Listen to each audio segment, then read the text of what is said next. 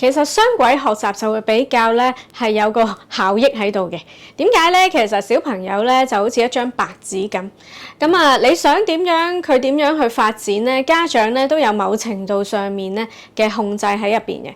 佢本身對於語言咧就冇乜特別嘅中意唔中意嘅喎，所以呢個時候就更加好咧，就係我哋去導入一啲英文嘅元素入去啦，令佢咧係可以明白到，咦，原來英文係好有趣嘅喎，好好玩嘅喎，佢亦都咧將來係會可以方便到溝通或者認識嘅世界嘅喎。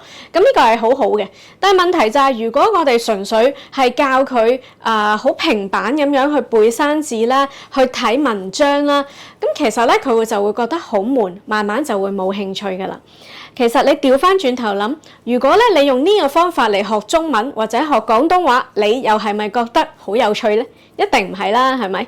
咁所以我哋咁從中我哋就可以配合教埋其他嘢一齊，譬如情緒控制啦、解難能力啦、創造力啦、社交技巧啦等等。